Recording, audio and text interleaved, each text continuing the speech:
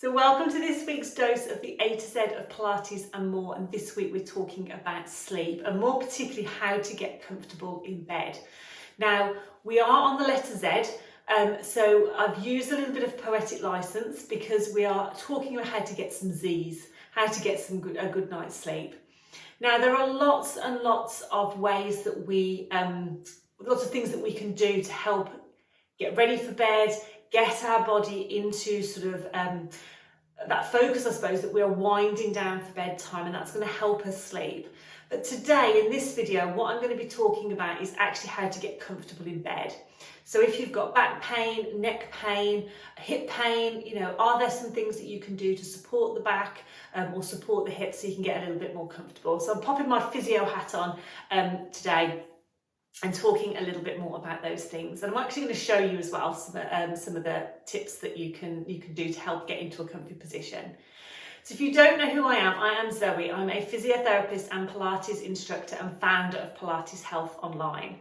Now Pilates Health Online is all about helping women to get back into exercise.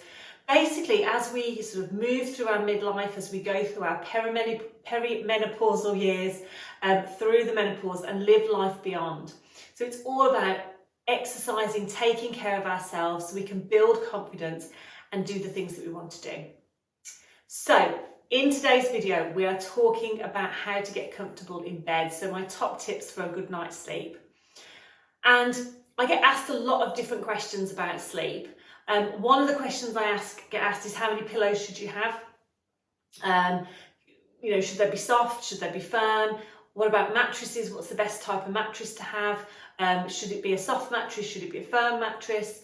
So those are all the questions that I'm going to answer. But the first thing I want to talk about really is a little bit about our spine. So I have my prop here. So I have a spine, and this one I've had for quite a while, so it's not perfect, but we'll go with it. So this is looking at your spine from the side. So head is here, neck, upper back and lower back. And obviously this is our pelvis as well. Now what you can't see so much in the neck part, but what happens is we have a natural curve in a little bit of our neck, a natural curve out of our thoracic spine, the middle of our back, and a natural curve in of our lumbar spine, our lower back. So if you were to look at somebody who was standing side onto you, that's what you would see, those sort of gentle curves through the spine. Now, if we look at the spine sort of from the front, if you're looking at someone straight on, then you're hopefully going to see that the spine is straight up and down. So our shoulders are over our hips. I know this is not the perfect spine, but we'll go with it. Shoulders will be aligned up over the hips. It's a lot of what we talk about in Pilates, is having this lovely sense of length through the spine. Same if we look from the back, what we're looking for is that we've got that nice length and that nice alignment. So what does that mean when we're talking about sleep and getting comfy on the bed?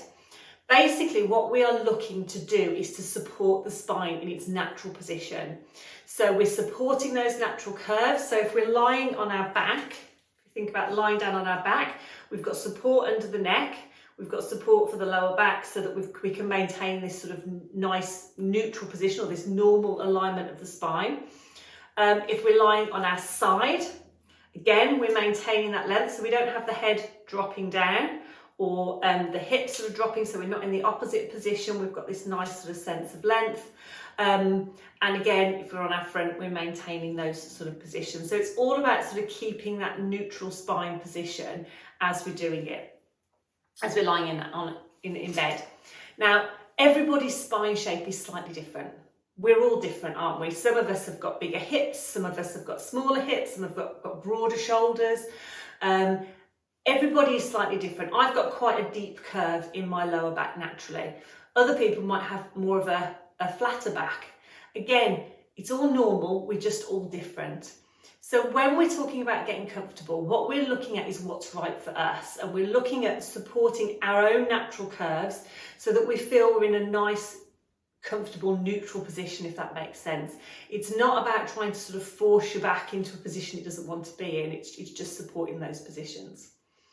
So if we think about head position first. Now we'll go over to the mat and show you all of this and talk through in a bit more detail.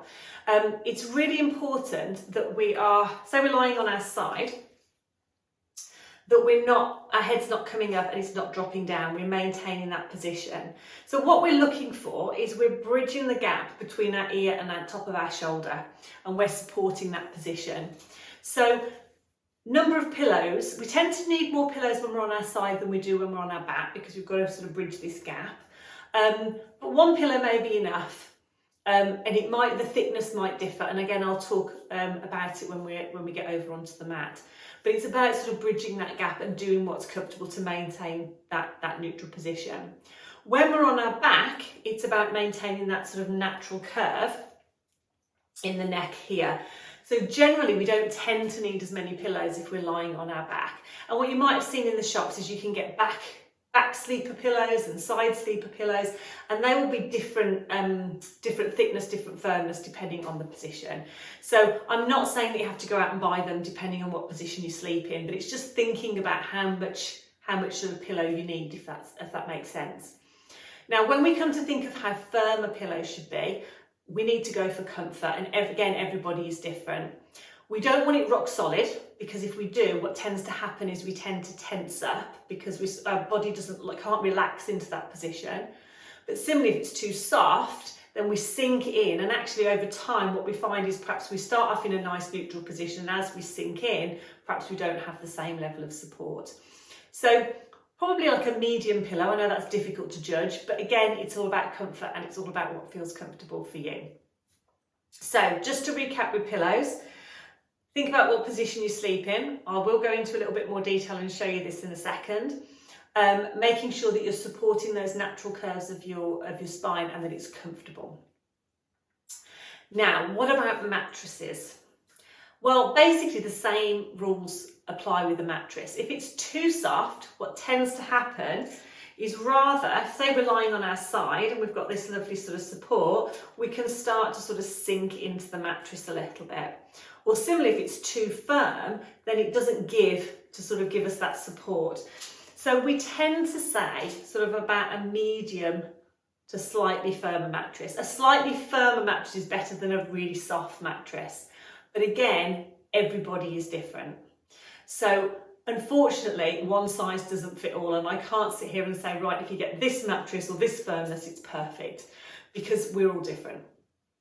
So what that does mean is that if you are looking for a mattress, you need to try before you buy. So I know it's difficult in COVID times because we've got COVID restrictions, so you will need to obviously discuss with the shop about what their protocols are, but you need to have a lie down on the mattress, and we recommend for at least 15 to 20 minutes.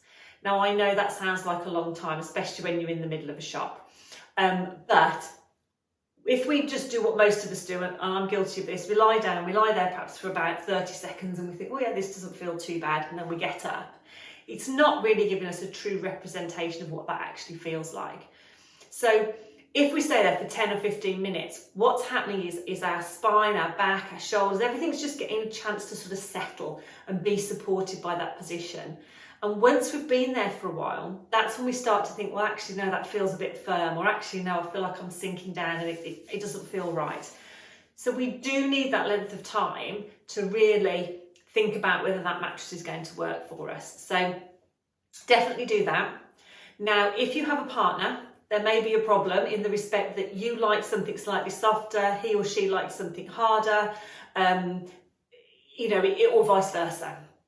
Now, you can sometimes get mattresses that are also a double bed, and they're sort of different firmness on different sides. So that might be something to think about if you really, you've got that sort of differing opinion, because the most important thing is that you are comfortable and that you've got that support so you can get a good night's sleep. So those are the sort of tips around keeping the good position of the spine. Pillows, depending on what position that you are sleeping in, and also thinking about a mattress. But what I'm going to do now is go over to the mat, and I'm going to actually show you some ways that you can just check these things and also make sure that you're in a comfortable position. So if you are having back pain, hip pain, neck pain, you're making sure you've got the support for that area of your body.